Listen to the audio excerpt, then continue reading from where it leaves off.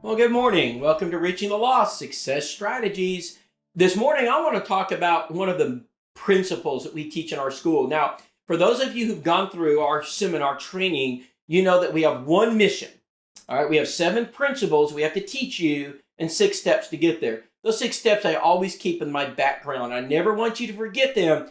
Contacts, when prospected, lead to Bible studies. Bible studies give you baptisms. Baptisms are how we get new converts. New converts give us growing churches, and the life cycle of the church just continues. Very important to understand. Now, the principles we teach are 7-fold. Let's talk about one of them. It's called hesitate. It's one that really took a long time for me to understand.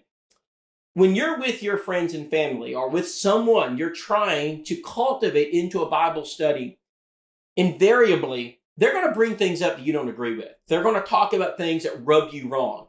They're going to bring up religious beliefs that they just consider commonplace. They would just assume you believe them. For example, millennial reign of Christ, the rapture, the 1,000-year reign, 666, Battle of Armageddon.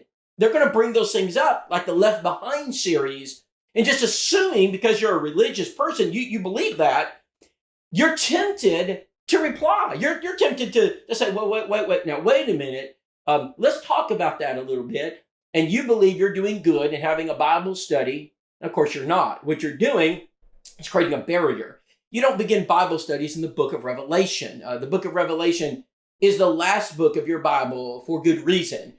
You begin your Bible studies in the beginning, and you take them to where they need to be, which is the cross. We can deal with those issues later. So what we teach in our school is when those things are brought to your attention, hesitate. When they bring up tongue speaking, a lot of people like to talk about their church speaking in tongues or miracles. I saw this miracle and listen to them. That's principle number, by the way, hearken is principle number 6, hesitate's number 7. You got to listen to them. Just listen, hesitate, don't bring your sword out. Don't feel like you got to march up the hill and defeat their error because you're just killing the study. So I've given a lot of religious examples, Bible versions. They bring out a Bible version that's, it's not accurate. They're using a Bible version, a very loose translation of the scriptures that, and you realize that it's probably better if they would use maybe like a New King James version or something like that. But is it now really the time to engage them on Bible? No, it's not. And so I'll let them use whatever they want to use, all right? They can bring out any version they want. I've never had Bible versions keep me from the cross. We'll deal with that after the study. What about this? Now think about this. What about politics? It's election season, and people are very, rooted in their political stance, and they are trenched in. I mean, they're more entrenched there than they are anywhere else. You insult their political views, their political parties. If you become a cultural warrior or social justice advocate, and you begin, putting all this on your Facebook, and you respond to them because, you don't agree with their positions, and you want to set them straight, and you got to get them to vote for candidate A or B. Do you really want to wage war there? Brethren, I want to just be honest. Washington, D.C. is not worth it. Those politicians are not worth you getting off track when you could be leading people to the cross. It's just not worth it. That's not a recipe for success. That's not going to bridge the gap and build relationships. So when people bring this up to me, and I've had this done, I smile at them, and I try to find some area of agreement, something I can agree with them about.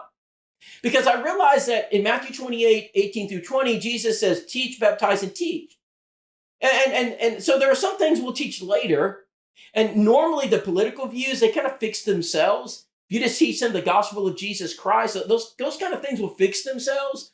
So let's not worry about the politics, the cultural issue. Let's not get sidetracked, because I don't begin Bible studies on the Republican Party. Not a good idea. Or the Democrat Party. Not a good idea. Let's begin our Bible studies in the Bible. Let's hesitate. Let's not allow ourselves to get sucked into discussions that divide people. And then use our Facebook platform to separate us from the community. Let's focus on the cross. Hesitate. That's principle number 7 in our school.